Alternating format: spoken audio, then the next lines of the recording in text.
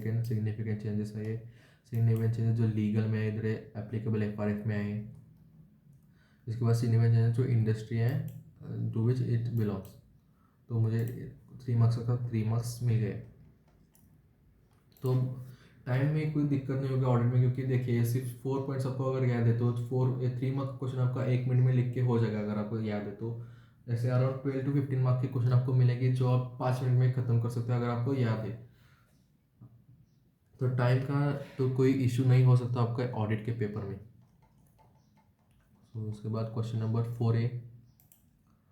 तो question number 3 मैंने solve नहीं किया, इसमें से बहुत सारे क्वेश्चन मुझे आते नहीं थे ठीक से। Question number 4A, state the factors that can be consider by the firm for selling specific item from professional student specific item. हाँ, तो ये क्वेश्चन RTP में आया था, RTP या MTP में ये क्वेश्चन आया था, तो इसके आने के चांसेस हाई थे। तो जो इधर क्वेश्चन आई थिंक ये चैप्टर नंबर 4 में कंटेंट था कि आपको कौन से फैक्टर के बेस पे ऊपर सैम्पलिंग स्पेसिफिक आइटम्स पॉपुलेशन से सिलेक्ट करने थे। स्पेसिफिक आइटम्स आपको मॉडल में कंटेंट मिलेगा चैप्टर 4 में 3 टाइप के सैम्पल स्पेसिफिक आइटम्स या सैम्पलिंग का टाइप था और एक कोई तो कंटेंट था, तो उसमें से ये था। तो उसमें से जो भी पहले फैक्टर्स थे तो वो मैंने 3 फैक्टर्स इधर लिख दिए थे एक एक लाइन छोड़ के। और स्पेसिफिक आइटम्स दैट में इंक्लूड फॉर कौन से आइटम्स है जो इंक्लूड होते हैं, तो वो थे हाई वैल्यू की या जो ऑडिटर को लगता है, या सारे आइटम्स और सर्टन अमाउंट। और इसका मैंने एग्जाम्पल भी दे दिया था ताकि पता चलेगी एग्जाम क्योंकि मैं क्या लिखने वाला हूँ, क्योंकि आई थिंक मॉडल में भी इसके एग्जाम्पल थे शायद, कंफर्म याद नहीं तो, लेकिन जो भी उधर का कंटेंट मुझे याद था वो मैंने लिख दिया था एक एक लाइन छोड़ के। फैक्टर्स पूछे थे, उसके बाद स्पेसिफिक आइटम्स रिलेटेड पढ़े थे, उसको मॉडल में आप देखोगे तो सेम कंटेंट आपको मिलेगा इसका। एग्जाम्पल मॉडल में नहीं है शायद, ये मैंने खुद लिखा था, बाकी कंटेंट आपको दिख जाएगा। तो इससे मुझे 4/4 मिले हैं। इसके बाद state the procedure mister should ordinary perform to obtain sufficient audit evidence that the work of ordinary. हाँ, अदर ऑडिटर का वर्क आप कंसिडर कर सकते हैं, तो आई थिंक ऐसे 299 की बात की using work of other auditor.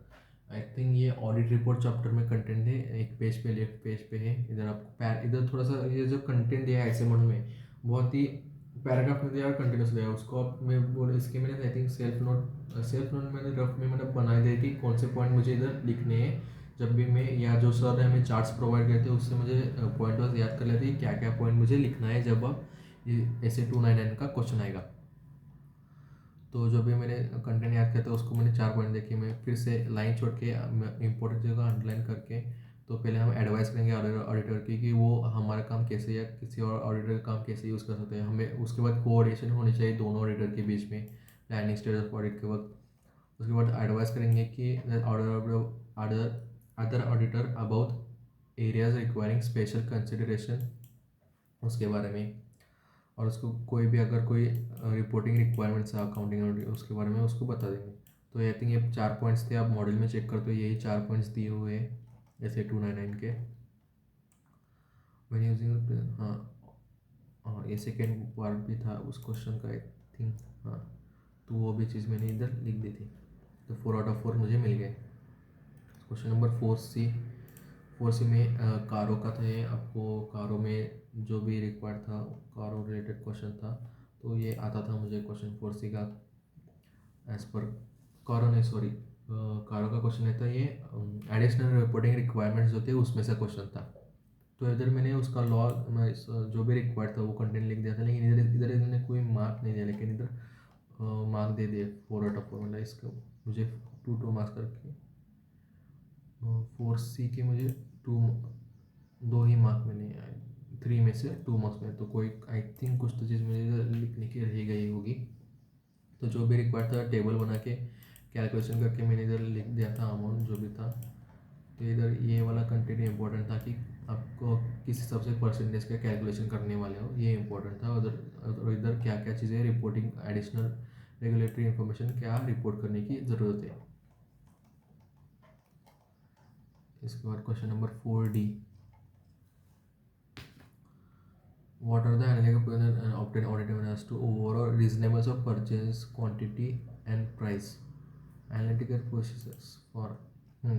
तो ये चैप्टर 5 का था, जो परचेज का कंटेंट आपको चैप्टर 5 में दिखेगा उसके लास्ट में टॉपिक था ये। और ये एक दो बार आई थिंक RTP में पिछले 4 to 5 आइटम्स के आरटीपी में आ गया था। तो मैंने अगर परचेज में से कोई कंटेंट अगर किया हो चैप्टर 5 में से, तो वो यही था और ये क्वेश्चन आ गया था। तो चैप्टर 5 और 9 को जैसे मैंने ऑडिट स्ट्रेटेजी की वीडियो बनाई, उसमें भी बताया कि थोड़ा सा देखो कि आरटीपी एमटीपी में क्वेश्चन कौन से टाइप के क्वेश्चन आए। उसमें से क्वेश्चन है कि एक्सपेक्टेशन ज़्यादा है, क्योंकि उसमें कंटेंट बहुत सारा है, उतना मैंने नहीं किया था, अराउंड 70% किया था। और देखा था कि P Y Q M T P R T P में कुछ कौन से टाइप के क्वेश्चन आए थे, वो मैंने किए थे। तो उसमें से एक क्वेश्चन आया था जिसमें कंजम्पशन एनालिसिस के बारे में बताया था, स्टॉक